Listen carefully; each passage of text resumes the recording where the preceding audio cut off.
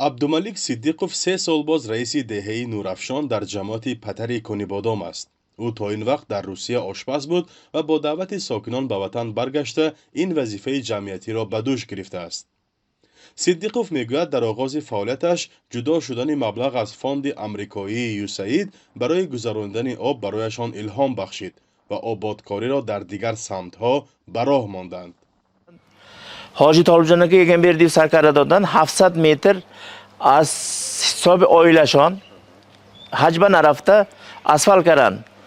ما همون شخصی که اسفال کرده دادن ما تا حال بنا گذاشتن در دعا هستیم. همون سرکرده دیوم ثبتش مانده دوتا قبرستان است.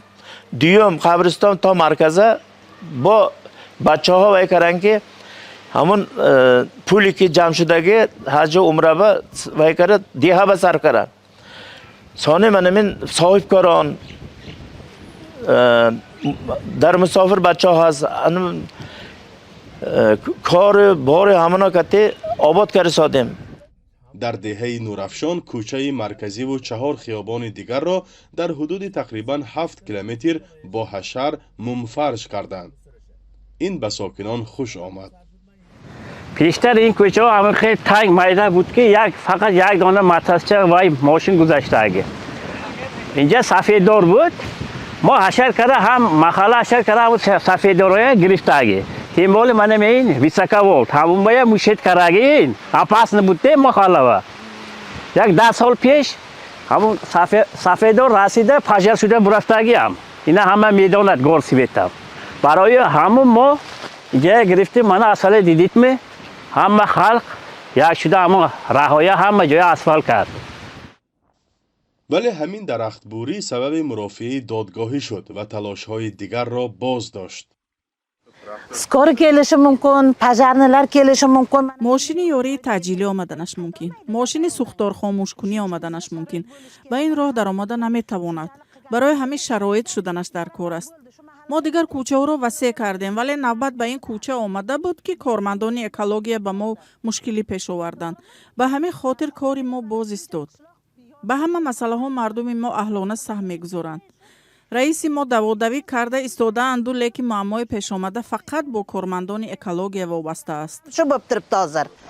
برای به اجازت بریدن بیش از 60 درخت سرسبز و سایه افکن ماه فوریه امسال نسبت عبدالملک صدیقوف از روی ماده غیر قانونی بریدن درخت و بوته ها پرونده باز شده است. و اکن درخت بری این آبادانی نمیده راست که درخت پر بردگی باید این برعکس باید میشد طبیعت به ضرر رساندن صد میشد. ما آشکار کردیم پیشنهاد کردیم پرکتور خودشون آواز کردن خدا خودش با کاری کردگیش این کار شد درخت سود بررسی کرد سود وای کرد.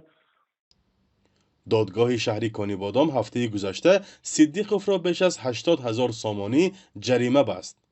کامل جان غنیزاده دادرس پرونده در حکم صادر نمودهش گفته است که در صورت پرداخت جریمه محکوم شده میتواند آزادانه به فعالیت خود ادامه دهد.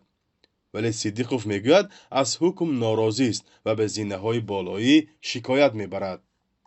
نمیدانم من این خیلی پول حال کار کردم نه.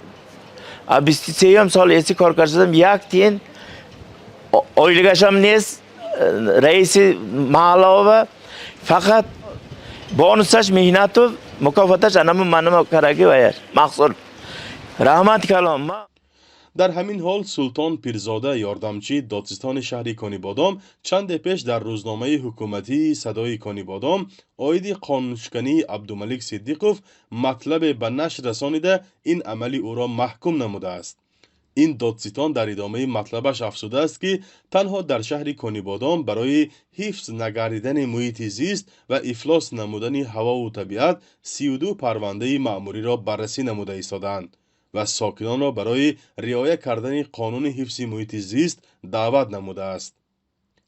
چندی از ساکنان نورافشان با جانبداری از زحمت‌های عبدالملک صدیقوف میگویند که به خاطر تلاش‌هایش در آبادی‌ها از جمله کشیدن خط آب و نوسازی راه و تالار ورزش و بنگاه طبی و قبرستان دهه گناهش به طور استثنا بخشیده شود.